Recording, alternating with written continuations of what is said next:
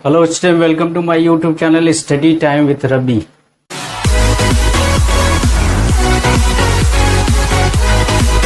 मैं हूं रविकांत पाल। आज टॉपिक लेके आया हूं क्लास 12th के केमिस्ट्री का। चैप्टर का नाम है सॉलिड स्टेट यानी ठोस अवस्था।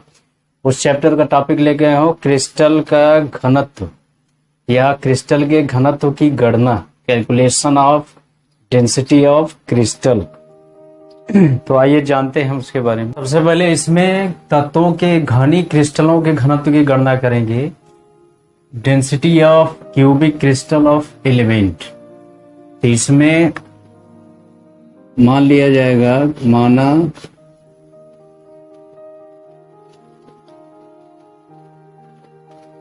माना इकाई सेल के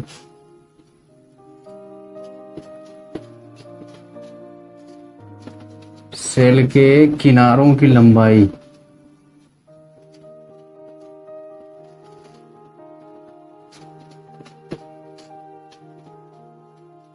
की लंबाई बराबर ए, स्मॉल ए है। फिर इसके बाद प्रति इकाई सेल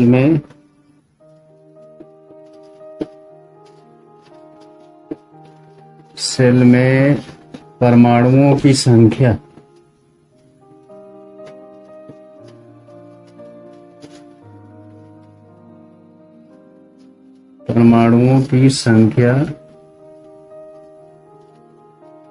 बराबर जेड है, स्मॉल जेड। और इसके बाद तत्व का परमाणु भार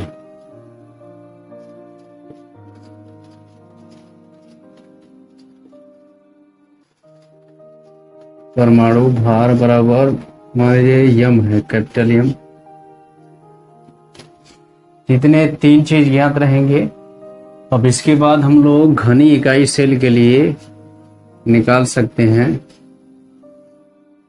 घनी इकाई सेल के लिए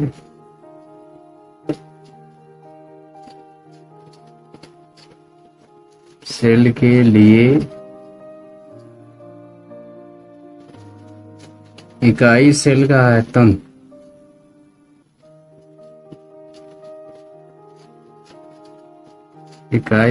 आयतन लिख सकते हैं हम लोग।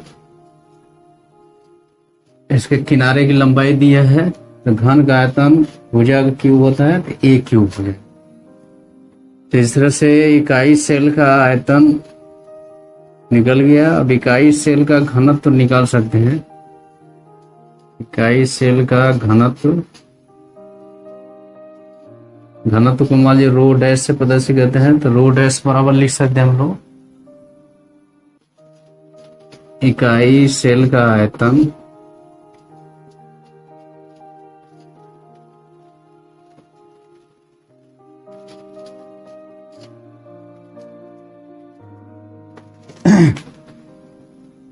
इकाई सेल का घनत्व रो डैश बराबर लिख सकते हैं इकाई सेल का द्रव्यमान बटे इकाई सेल का आयतन।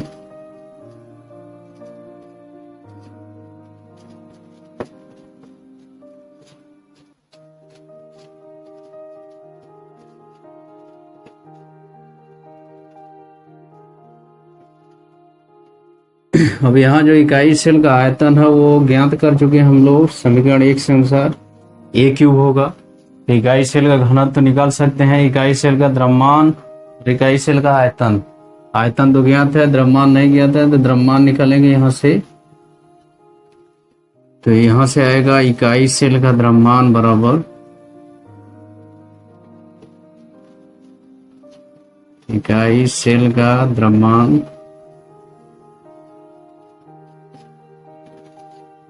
बराबर प्रति इकाई सेल में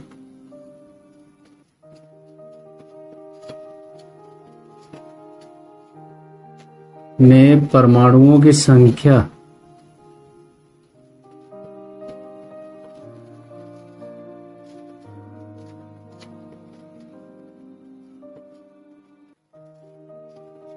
गुणे एक परमाणु का द्रव्यमान। या एक परमाणु का भार लिख सकते हैं। यदि उस प्रति इकाई सेल में परमाणु की संख्या ज्ञात हो और एक परमाणु का द्रव्यमान मालूम हो तो उन दोनों का गुणा करके इकाई सेल का द्रव्यमान निकाल सकते हैं। तो यहां से लिख देंगे प्रति इकाई सेल में परमाणुओं की संख्या हम लोग माने हैं जेड है, गुणे एक परमाणु का द्रव्यमान मान लीजिए स्मॉल एम। जहां लिख देंगे जहां एम स्मॉल एम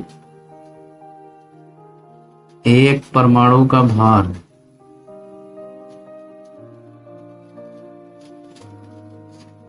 एक परमाणु का भार, इसको समीकरण कर देंगे 3। अब इसका मान निकाल सकते हैं, एक परमाणु का भार निकाल सकते हैं हम लोग। यम बराबर लिख सकते हैं हम लोग तत्व का परमाणु भार, परमाणु भार का मतलब इसका कुल भार तत्व का बटे एवोगैड्रो संख्या।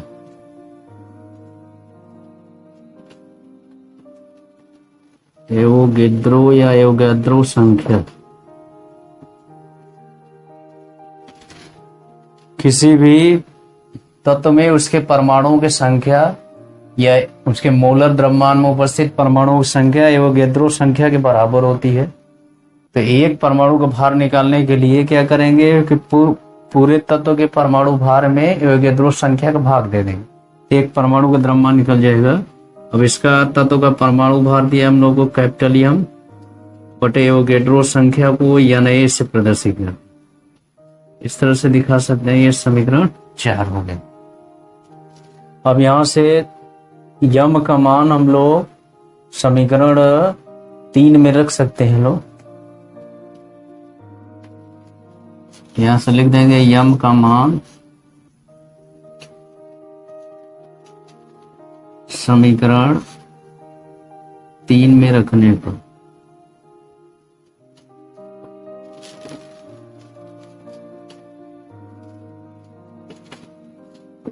तीन में रखेंगे तो इकाई सेल का द्रव्यमान आ जाएगा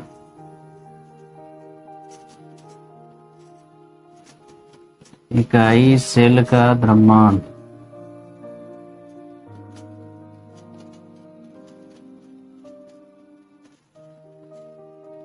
द्रव्यमान बराबर हो जाएगा जेड गुणे यम का मानक देंगे कैपिटल यम बटे Na। अब इस इकाई सेल के द्रव्यमान का मान रख देंगे, इसमें समीकरण 2 में रख देंगे तो यहां से उसका घनत्व निकल जाएगा। तो यहां लिख देंगे समीकरण 2 से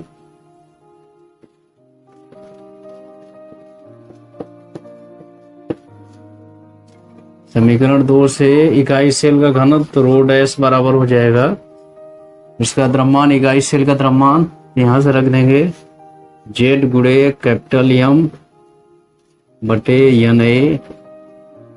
इसके पूरे के बटे लिख देंगे इकाई सेल का आयतन,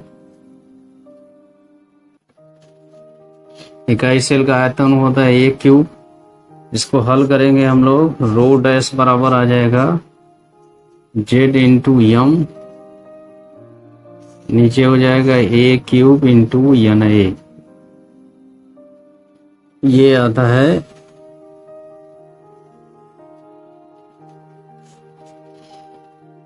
तत्व के घनी क्रिस्टल का घनत्व, रो डैश बराबर जेड, जहां जेड प्रति इकाई सेल में उपस्थित परमाणुओं की संख्या, यम तत्व का परमाणु भार, ए इकाई सेल के किनारों की संख्या या कोर किनारों की लंबाई या कोर की लंबाई, यानी एवोगैड्रो संख्या। ये नियतांक होता है, इसका मान होता है 6.022 गुणे 10 घाते 23 होता है।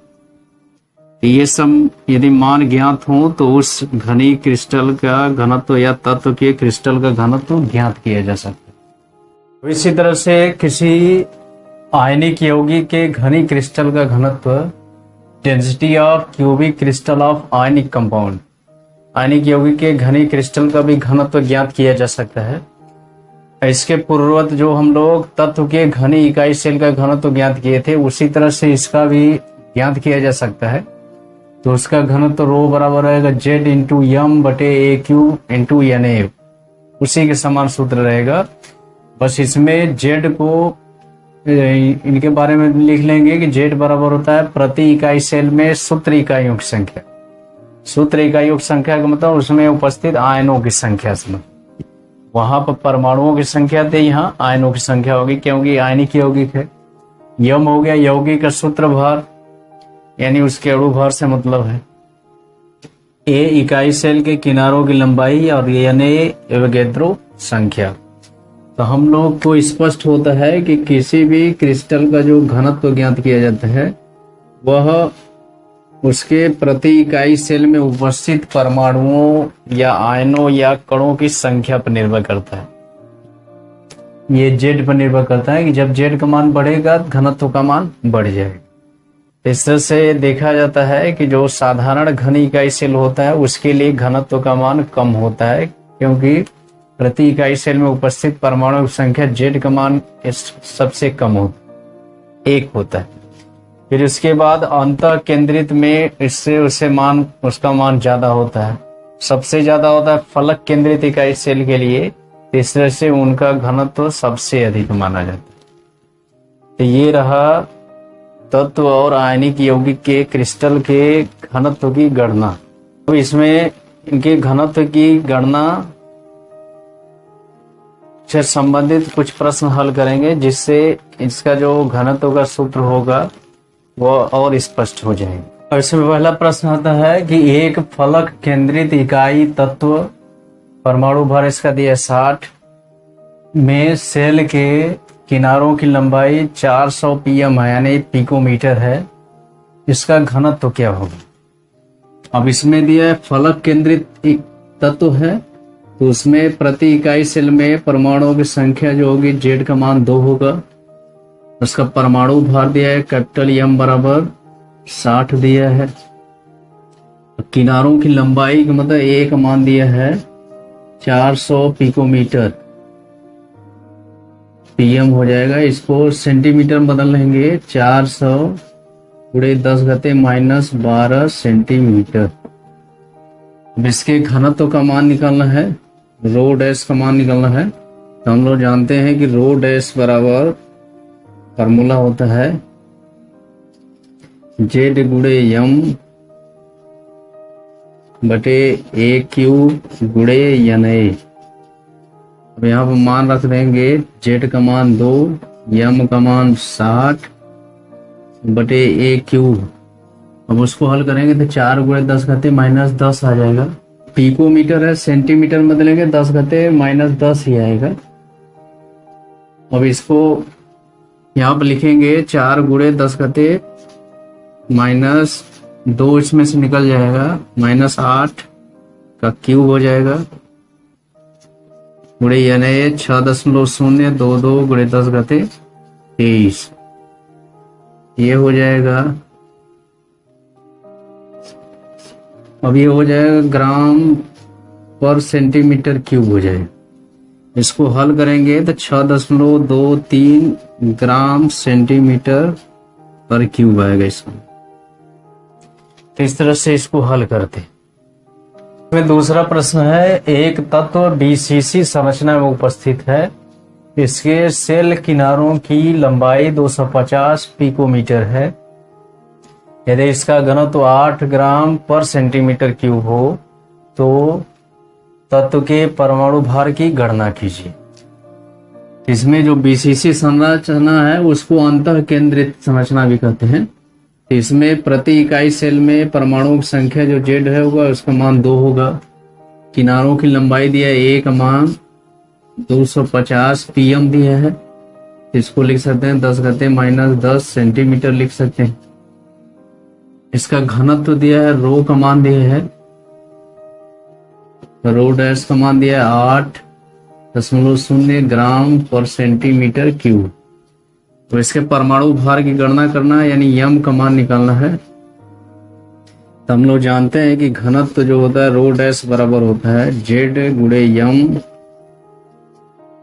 बटे ए क्यूब गुणे एन ए। इसमें मान रख के यम का मान निकाल सकते हैं। यम बराबर आएगा,